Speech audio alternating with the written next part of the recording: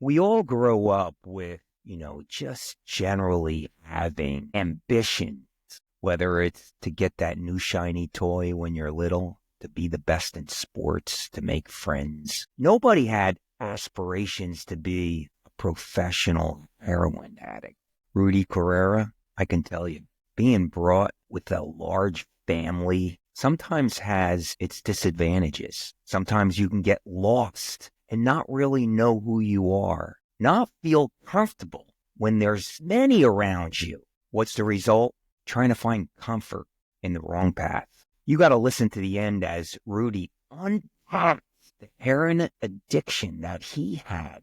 He could not control, although he thought he could. Listen how he finds his defining moment in the Lord. The only way he got off the addiction, became the best version of himself, was forgiven by family members, met the love of his life, and is on a path to what he sees is well-deserving perfection. Listen in as Rudy unpacked what it's like to be in his shoes. Check this out. All right, another Sunday where I get to I'm like the private investigator, Rudy Correa on the other side before I graciously pass in the mic. Another strong individual. And Rudy, I'm glad to see you pop on because I had a stem of strong women. I was like sinking with the power of women's mindset they were sharing. Now, Rudy, now the men are going to take over today, as I say, and hopefully nobody's listening and the big boys are at the table. Good. But in any event, Rudy, I saw him on Instagram. He's got the topic that I know so many people struggle with, and that's addiction. It's just a fucking crazy thing out there. And there's so much addiction out there. It's not just pharmaceuticals, but yet obsessives from a mental standpoint on fixating on all these kinds of conditions. But Rudy, thanks for coming on. First and foremost, before I pass it to you, what I'm going to say is, take me at any point in your life where it all began. And then as you unfold your story, I'm sure I'm going to freeze you because there's something that I'm going to pull out of you. And unless you're really telling me it, I'm going to point you in the direction on what I want to hear. So thanks, brother, for coming on the show, man. Thanks so much. So take it away. Take me there. Nah, man, thank you so much, Rich. I really appreciate it. It's an honor to be on your podcast. You know what I mean? When I got the message, I seen it and I looked at your page and I just love the movement that you're doing. Thank you. And like I said, it was an honor for you asking it, and I was more than glad to come and share my story. And like you said, hopefully we can touch some people and let them know that change is possible. Amen to that. So take me where you want to start. Where we start. All right. Well, I'm starting right from a young age, man. You know what I mean? Because that's where it all stemmed with me. It started from there. Growing up in school, going to school and all that stuff like that. I've always good family, religious family. My mom went to church, and my dad, all that good stuff. And but as I was growing up, I felt this void in me. That I felt different. You know what I'm saying? Couldn't pinpoint what was going on, didn't know. But as time went on, How old are we talking? We're talking about at least 7, 8 years old already. Okay, a young age, and just to set the stage, so religious mom and dad together. Yes. Okay, yes. Mom and dad household, brothers, sisters at the time. 9 brothers and sisters. Good Lord, kids. Yes. Oh, good Lord. Okay, all right. So active. Yeah. Household athletic. Yes. As far as like athletic, my one brother played football. And my one other brother, he was into like karate a little bit, but not much. So mixed. I was pretty much, when I was growing up, my nephew was in karate and he was the one that was trying to convince my mom, like, you need to put him in sports. And, mom was like, oh, I don't want him to get hurt type deal, Yeah. But yeah, my mom got me into playing baseball. I was playing baseball for a couple of years when I was little. I played Pee Wee football. I went through high school playing football as well. My big thing was wrestling. I loved wrestling. You know what I mean? I took third in the counties and in where I live.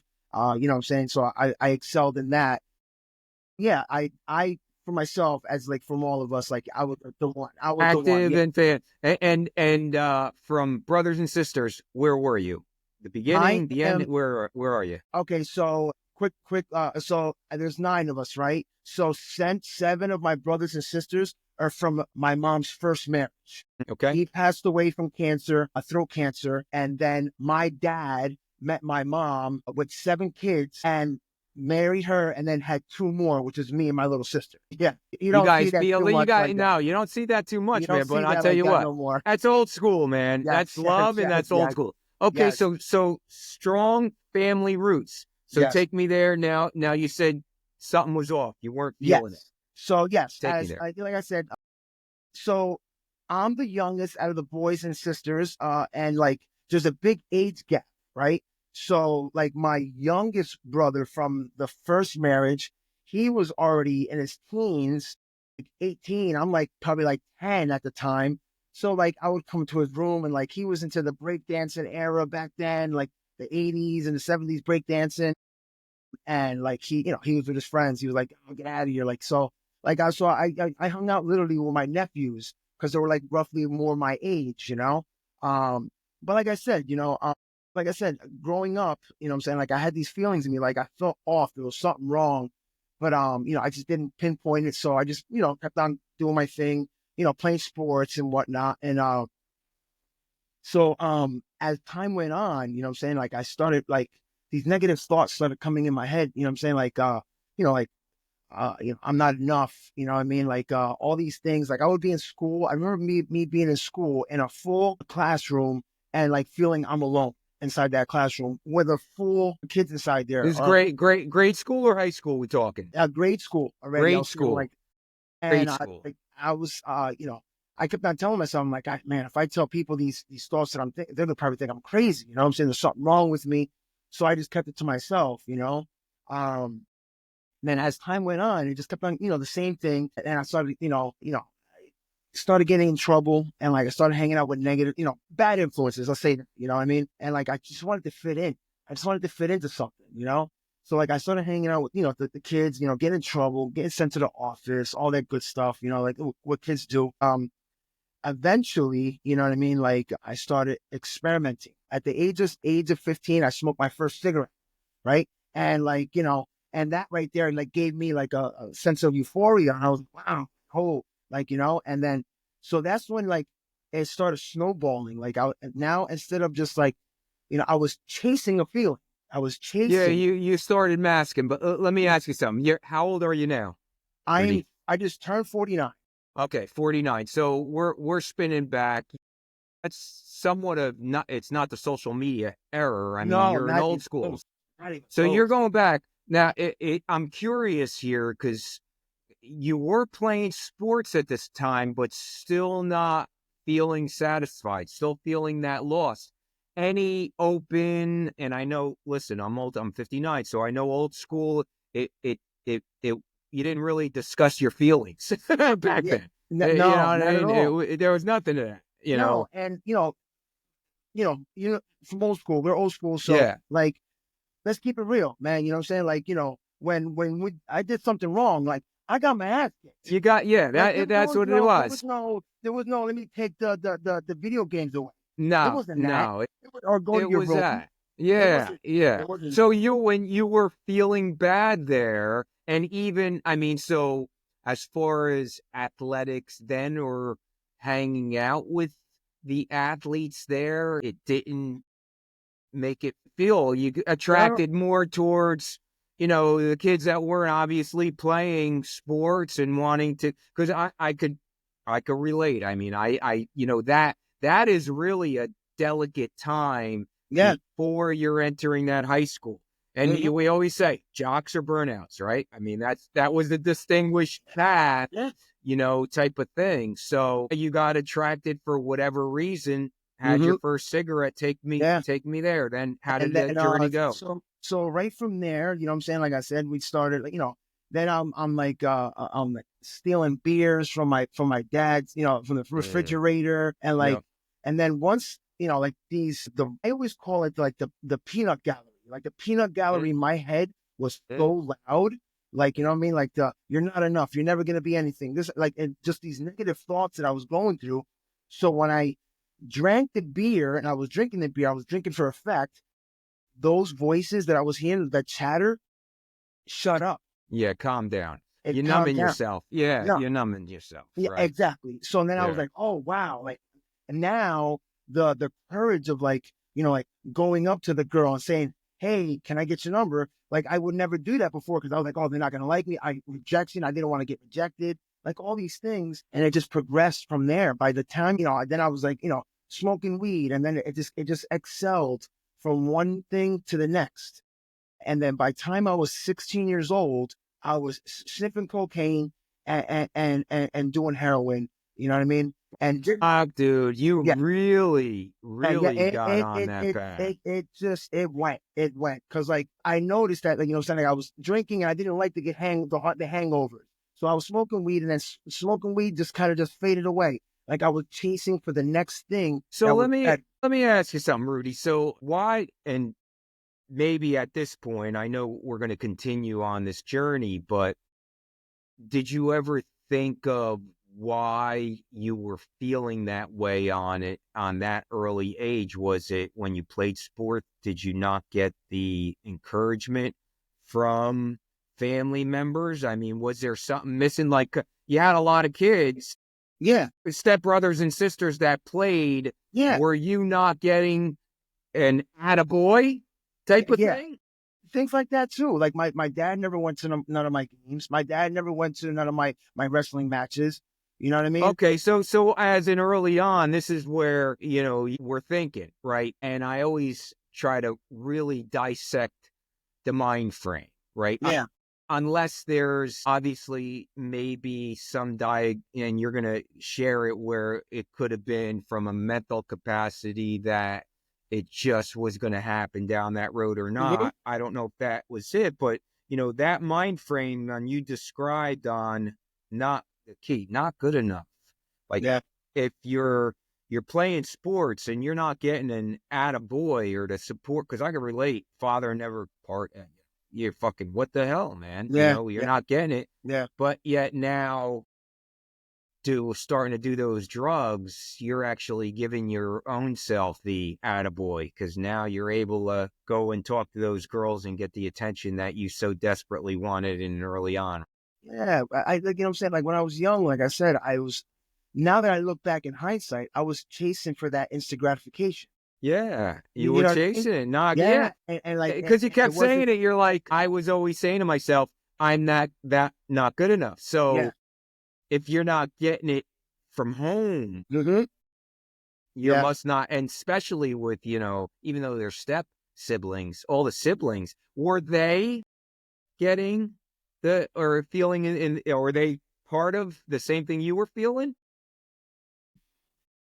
That's the whole thing. Like, what I'm saying? Like, I remember, they, they always like talk to me and stuff like that. But since I was like the little brother, like I didn't know too much about them like that. Like we never talked They to me were worried about their own path, man. exactly. You know what I'm Yeah, saying? they Like, were worried about their own doing their path. own thing It and makes whatnot. sense. Yeah. So, so like I didn't like, I never really like talked about stuff like that. You know what I mean? I remember, me crying, and my dad would literally say, I'll give you something to cry about.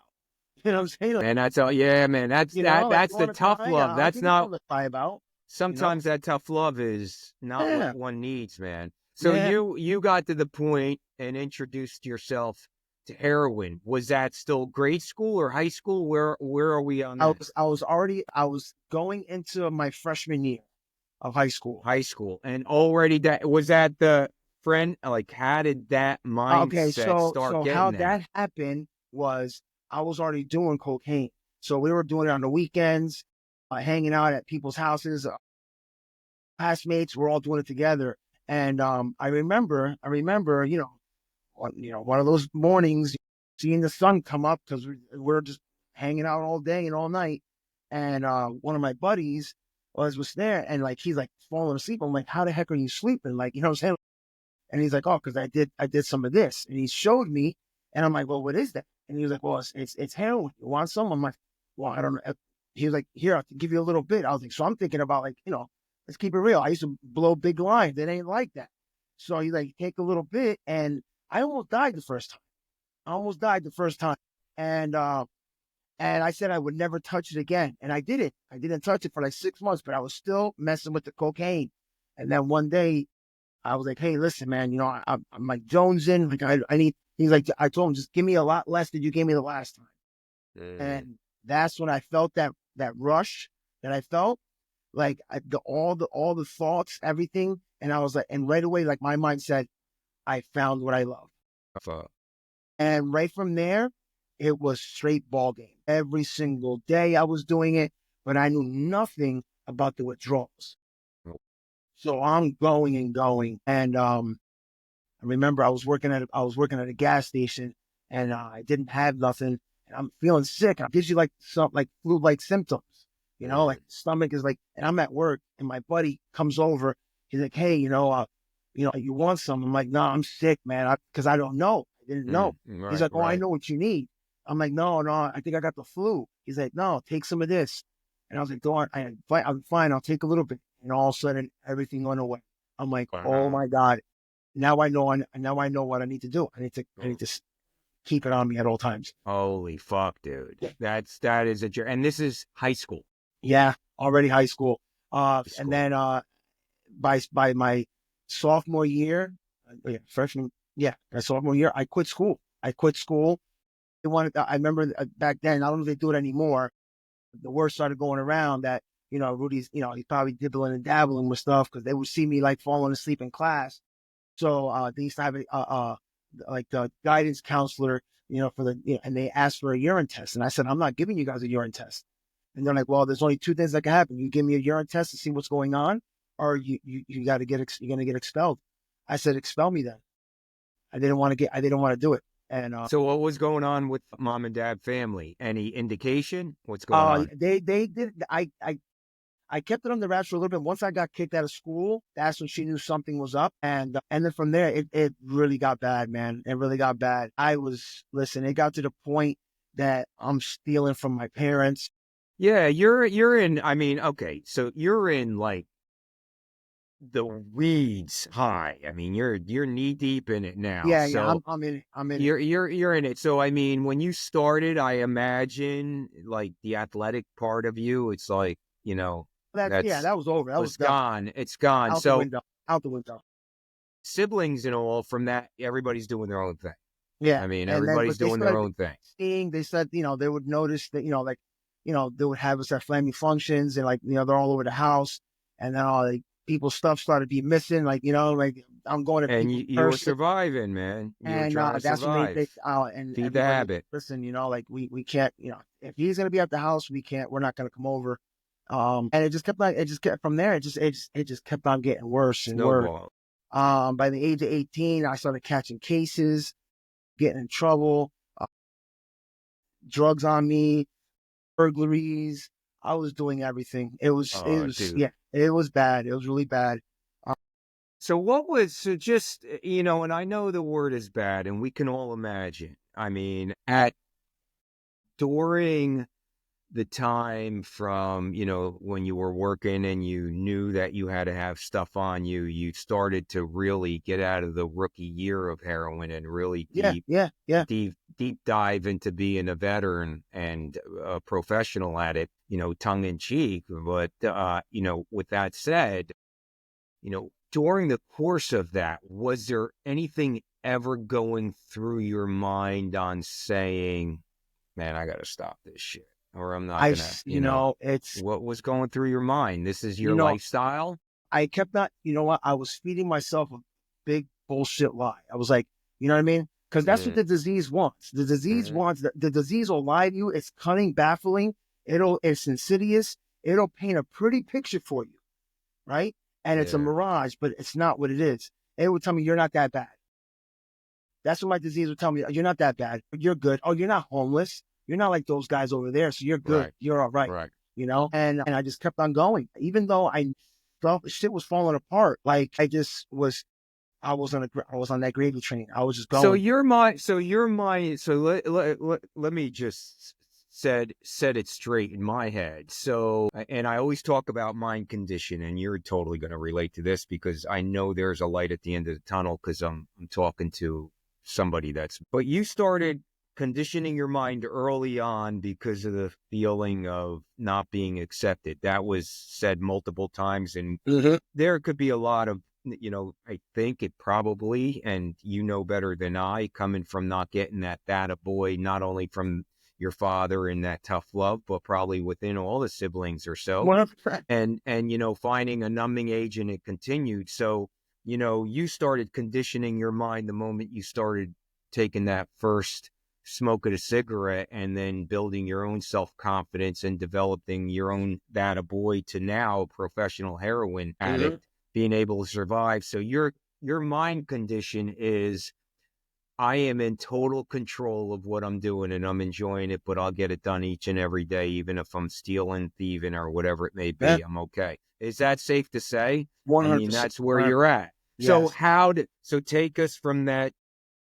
Before I ask this question, I guess, anything you want to share from the standpoint where it got to the point where you were like, I don't even want to live anymore on this. I had enough. Did it get to that point? It took numerous years. I was addicted to heroin for 20 plus years. Oh, good Lord, man. 20 plus years, man. Wow. 20 plus years. Yes. You know what I'm saying? And as time went on, like I said, I was just sniffing it, and then I got into IV use, and it just, yeah. I've been to my parents and my sending me the rehabs, but I've been to numerous detoxes. I just was coming out and just. So there was a point. So let me pull back a little bit. So, and we're talking from 18 going all the way up until your late 20s? Yeah, I was, from 18. Going in and out, 18 to 20 years, right? Okay, 20. So give me the first instance when you talked about going to rehab. Like, was there a mindset at one point where, all right, I had enough? And then, or was it just somebody intervening and you're doing it to appease? The law. Yeah. You know what I mean? Okay. Yeah. You got arrested type thing. Yeah, I got arrested. Okay. So you were forced. It wasn't. Oh, yeah. It was either go to a rehab or I was gonna do 10 months in a county jail. So it was forced on you, but it was never you. It was never like, oh, I want to change. Wow. I was doing it so I could stay out of jail. I gotcha. You know what I mean? It was law. It was the law telling you. Get the easy ticket out. Yeah, I gotcha. I went to a long-term program, and beautiful rehab. You know what I'm saying? I was normal clothes. They were taking us to parks. We went to baseball games. You know what I mean? So I didn't even feel like I was I was like living. Right, right. And then I got out of there, and I was doing good for like 6 months, But the thing is that, as time went on, like I wasn't doing work on myself. That's the problem. Yeah. So so you get out, and 6 months. So talk to me about that mind frame of 6 months going through, and then what? Where's the turning point? Like where you obviously didn't have that mind strength. No. So you actually were forced to get clean, but you didn't buy into it. No, I wasn't ready. I wasn't ready to throw in the towel. Yeah. You know what I mean? Because I kept on telling myself, like I said, feeding myself lies that, well, you know what? If when I go back, you know what? I just won't go as bad. I'll just do. If you lie to myself, I'm just gonna do the weekend warrior. I'm just gonna do it on the weekends, during the week. Yeah. And that's all bullshit. It doesn't work. Yeah. No, it doesn't, because it's, I always say, and then we could touch on this. There's two most important elements for a mindset to change. And we talk about mindset because obviously your strong mindset was, I am the weekend warrior of heroin and I can control all no matter what. But you got to have that defining moment, which everybody has all the time on, I want to be a better version of myself, lose weight, cut the addiction or anything. But if you don't have that inspiration, of wanting to change this. Yeah. So at one point, now we're going down, when did you have that defining moment to say?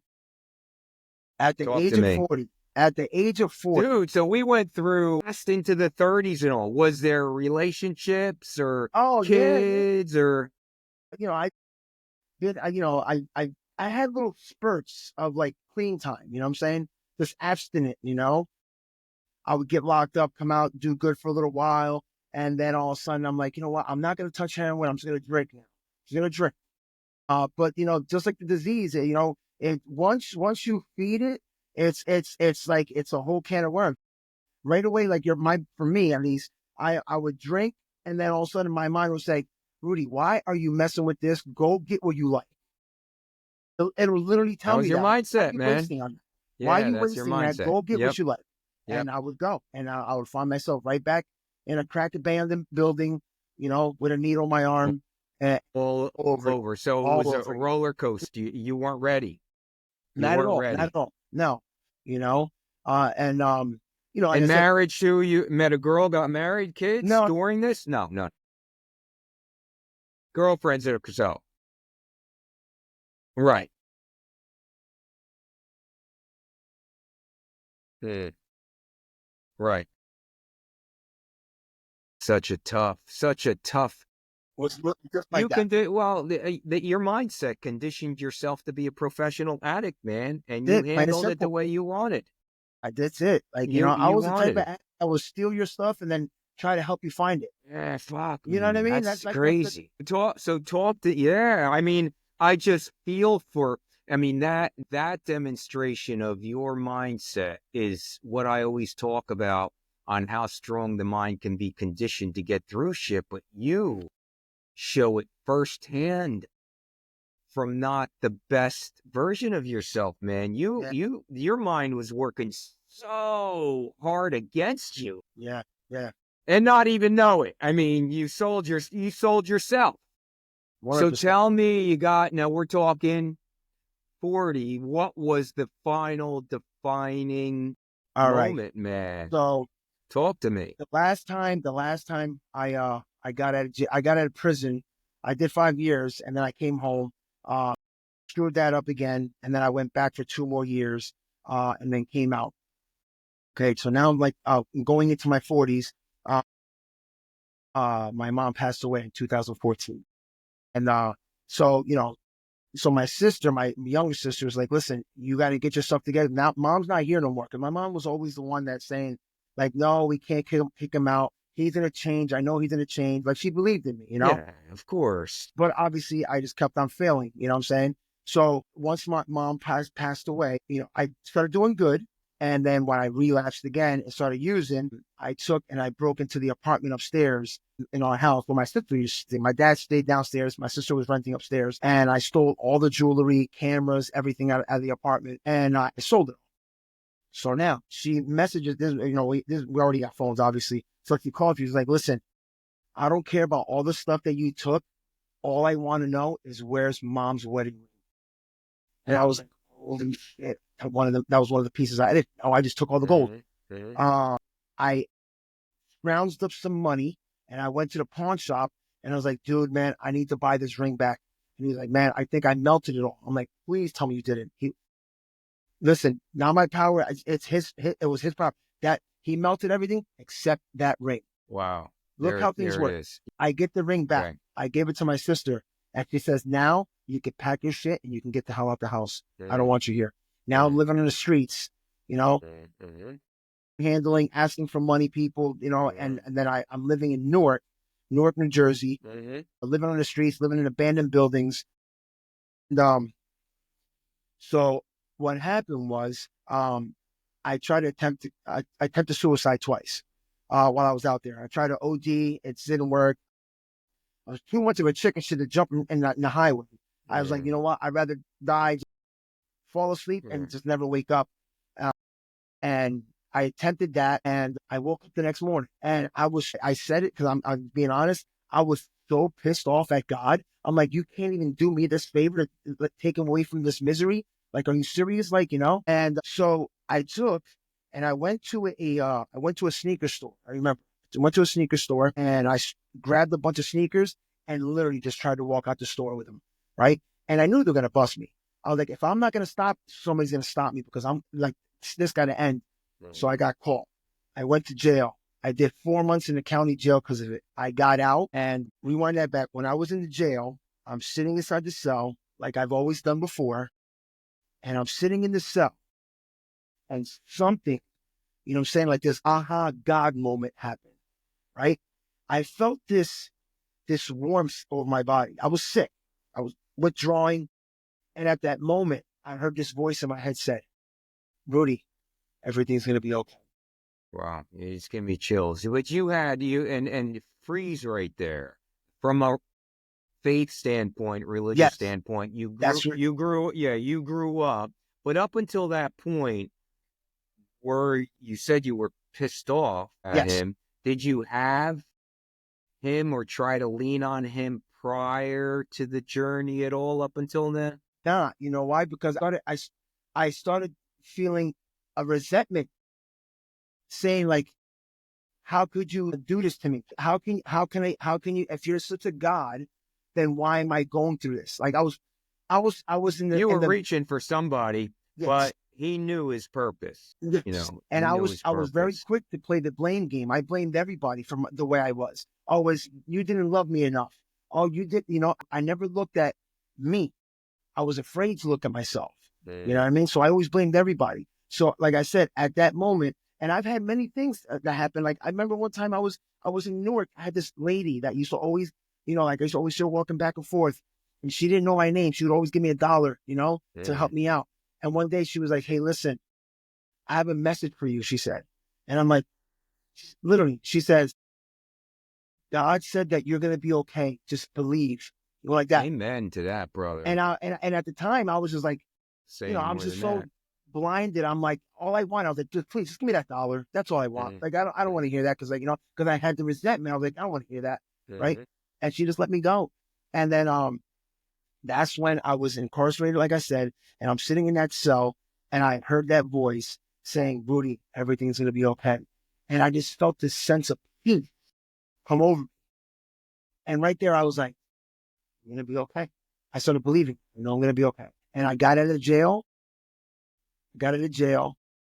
October 2nd, 2016. I haven't touched anything. Amen, brother. Defining moment and the inspiration is the Lord and Savior, man.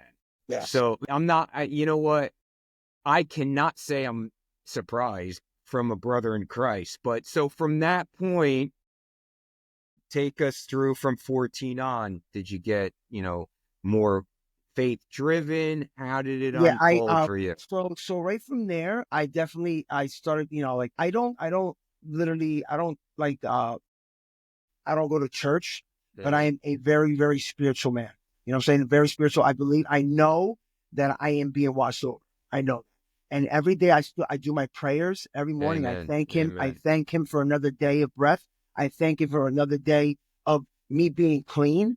I do all these things, you know? Dude, I am so fucking proud of you, man. Yeah, you know? Holy shit, brother. Yeah, man. And like, you know, Amen. and the beauty from this, you know what I mean? Like, I've learned that, you know what, like, you know, from other people that you know, I met other addicts that have 20 years, 30 years clean. Like I latch onto them, like, cause like, you know what, like they are my hope. They are my hope. They're letting me know that if I keep on going, it is possible. Right. And like, so I talk to these gentlemen and like, one thing that we always say is I can't keep what I have without giving it away. Amen. Amen to You know that. what I mean? So Yeah, that's what I do. dude, listen, and I mean, from the advice, I just get chills from the advice that you get from people that are off longer than you. It's been 10 years now, right? Yeah, yeah, Close to 10 years, I'm coming up. Yeah, I'm almost 8.5 years right now. 8.5 years.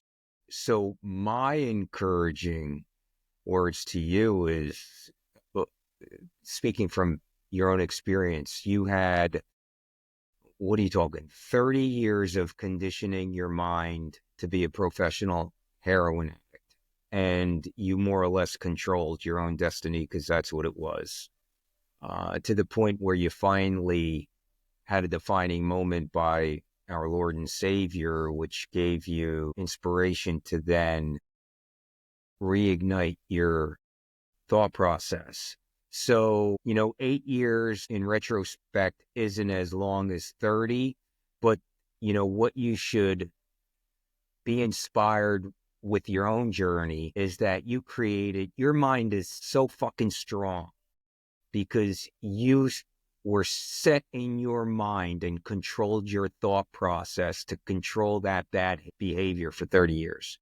So, dude, you have what it's in you. You just didn't apply it in the right way. You're now applying such a strong mindset. If anything, if any thought creeps into your head, just like the thought creeped into your head when you got out of rehab or jail and you said, nah, I'll try it. You did it that way. You need to reverse it now and say, any thought process comes in and says, yeah, I'm going to go back. You're going to be like, hell no, man. I control myself. Dude, your mind's so fucking strong, man. I have accepted the fact that there is no such thing as one for me.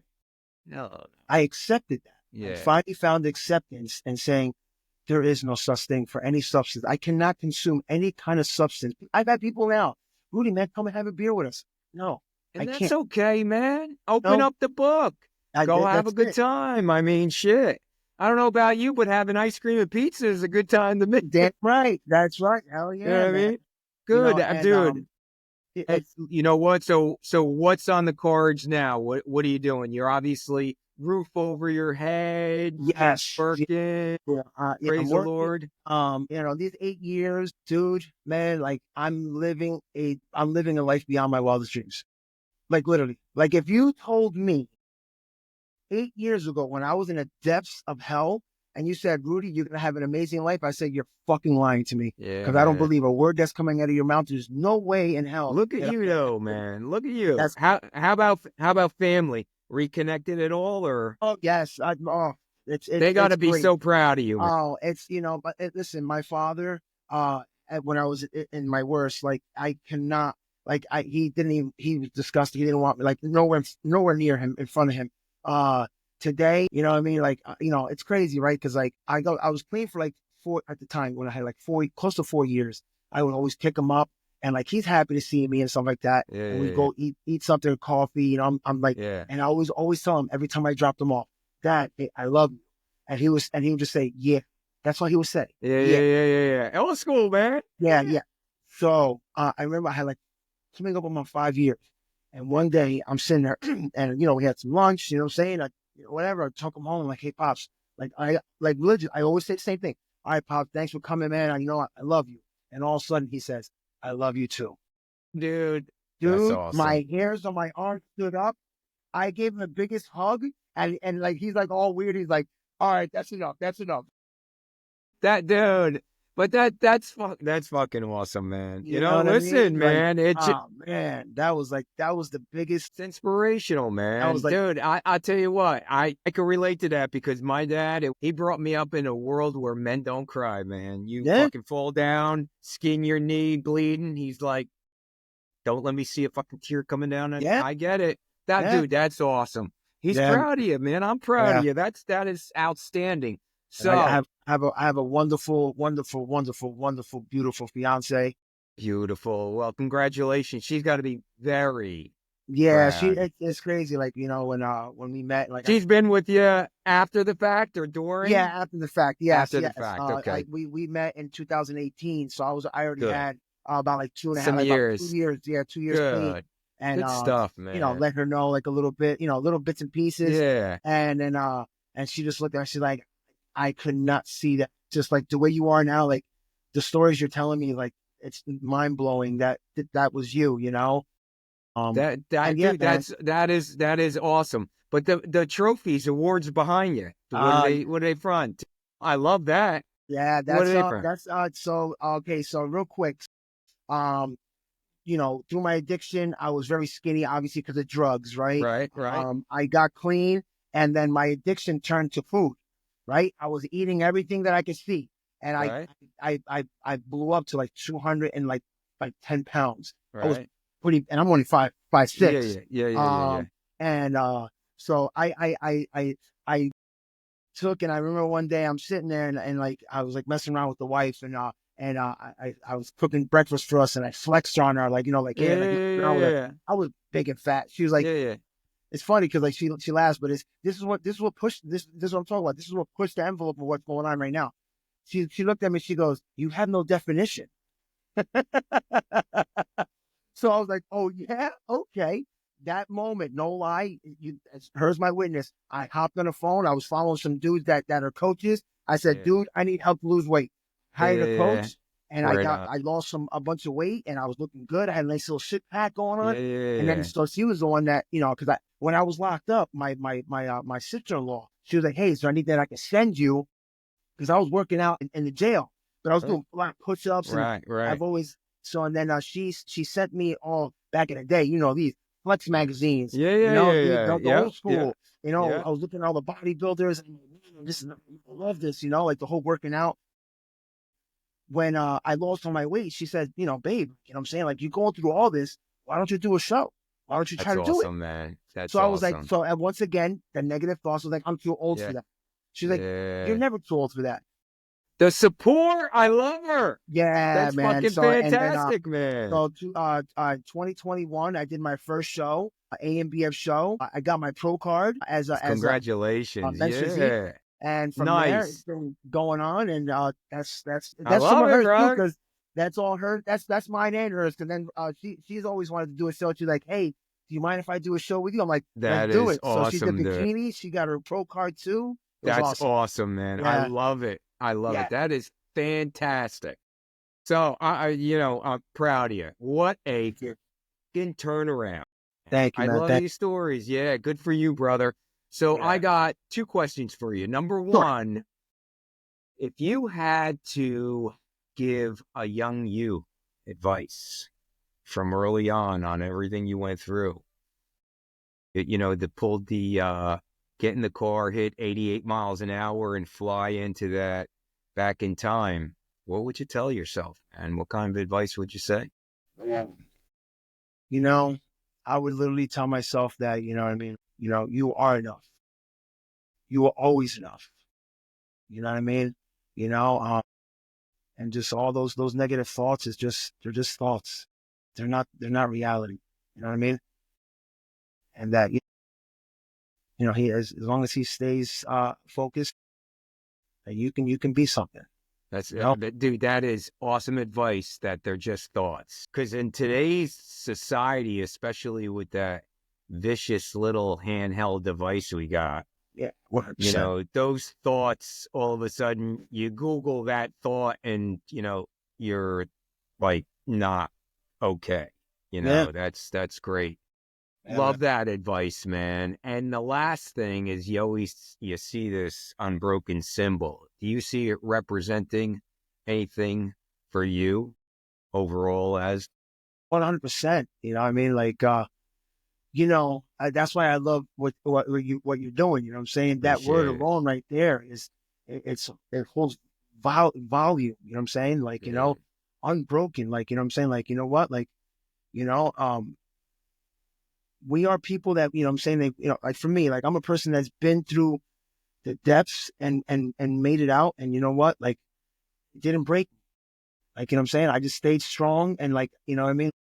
I definitely had a higher power guided me through the whole thing. Amen. Even though I was felt that I didn't feel like there was, but now I look back, he never left my side.